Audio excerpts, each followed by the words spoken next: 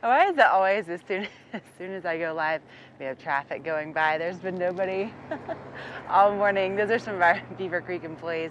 They're getting ready for a great weekend for you and getting everything all set up at Spruce Saddle. But you know, something that I think is so cool is the history of our local resorts here. And Beaver Creek opened back in December of 1980, and when it opened, it only had 6 lifts. They were all made, in Europe, and this lift right here, this is the Highlands lift, and oh my gosh, there's a, whoa, sorry, bee on my face.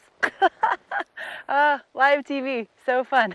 Okay, listen, let's start that again. This is the Highlands lift. It's one of the original lifts that was part of the resort back in 1980. It's a 2-seater, as you can see. It moves pretty slowly. It's perfect for kind of the beginner terrain that we have here at Beaver Creek now.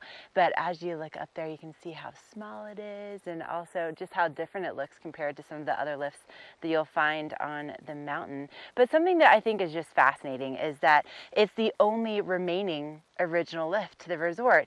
So that means that they have been dedicated to upgrading each lift, to replacing the lifts, to creating new lifts.